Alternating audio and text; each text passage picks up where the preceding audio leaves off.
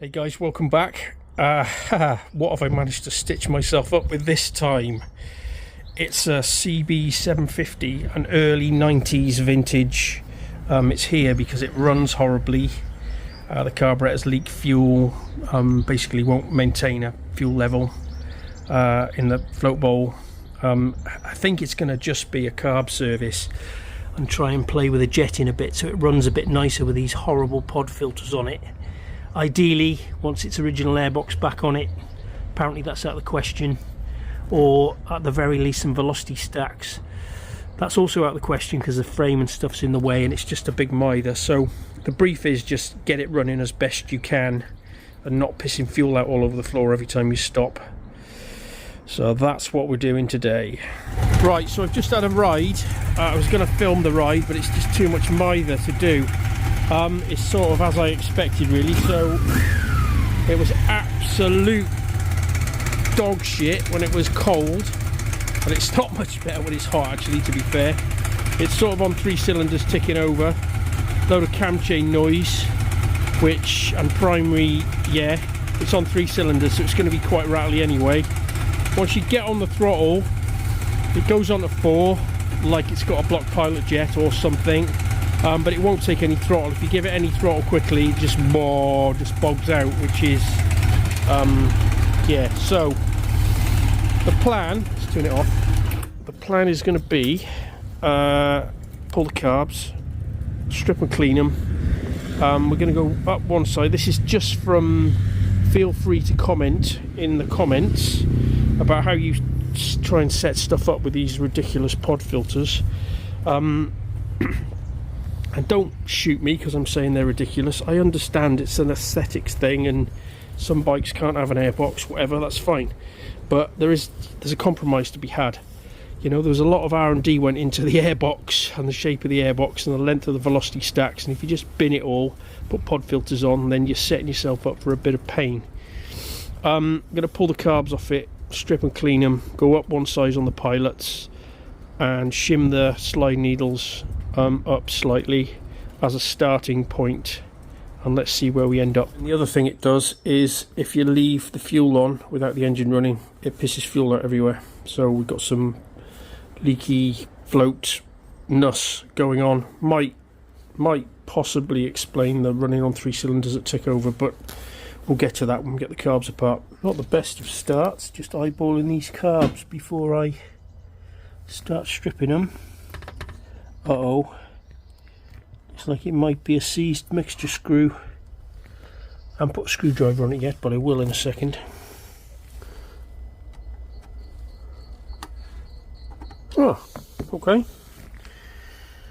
Panic over. Onwards. Not quite as bad as I was expecting, I must say.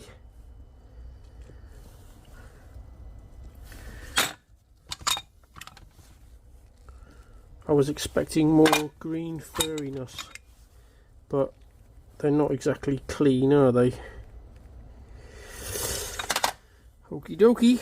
Yeah, so as predicted, let's take these out in the daylight and I'll show you. I'm not sure it's even possible to get this on camera, but the 3 to the, as you're watching this, the 3 to the left are okay, and then the one on furthest on the right, this end at the end of my finger, the tiny chink of light, but it's blocked up with something. Anyway, everything's going to get a good clean, but that's also the cylinder. The cylinder that jet came out of is also the cylinder that's overflowing, so double whammy for that cylinder trying to tick over idle.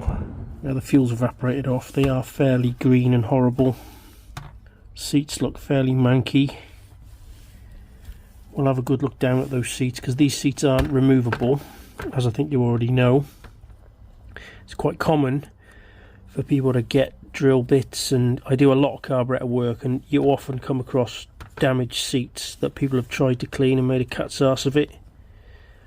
Best way to get at them is with my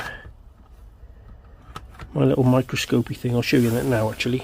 I just can't understand why that might be leaking. Look at the state of that. Fair play. Can't really glean that much information from that at this point, but basically I'll give them a clean with my special super duper magic super secret carb cleaner.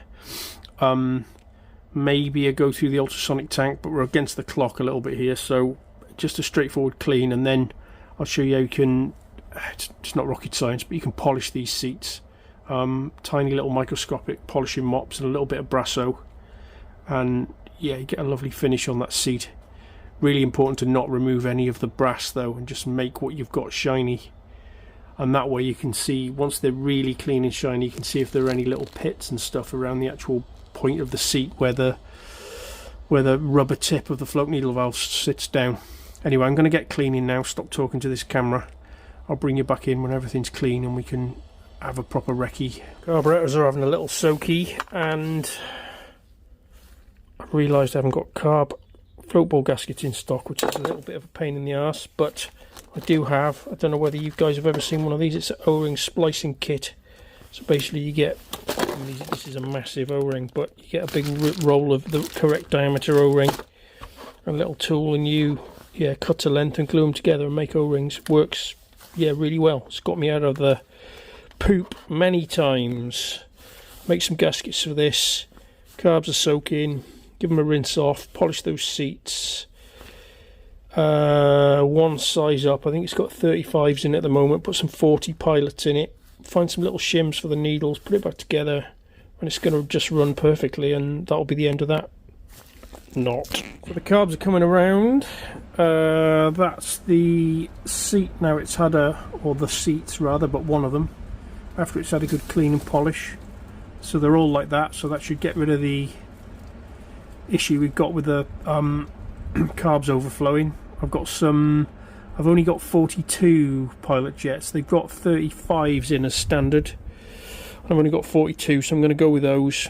A little Dynajet shim under the needle, which basically was the needles. Standby. So basically we're going to put a shim underneath to raise the needle slightly, make it slightly richer in the mid-range. I'll bring you back in anyway when we go. There's not a lot going on here to see, but I'll bring you back in when we start it up, and I'll perhaps put a camera on the bike when we go and have a road test. Onwards.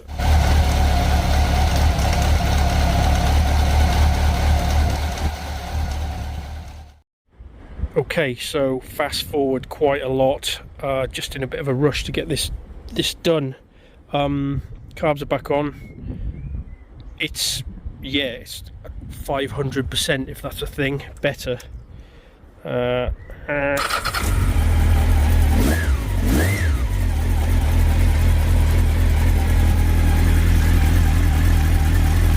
Sounds sweet. I haven't ridden it yet. I'm going to go and have a spin. We will see if I've done some good.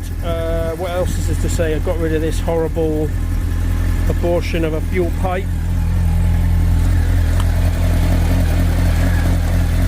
It's all still a little bit Heath Robinson, but it's got proper pipe now with clips and, you know, another fuel filter and stuff.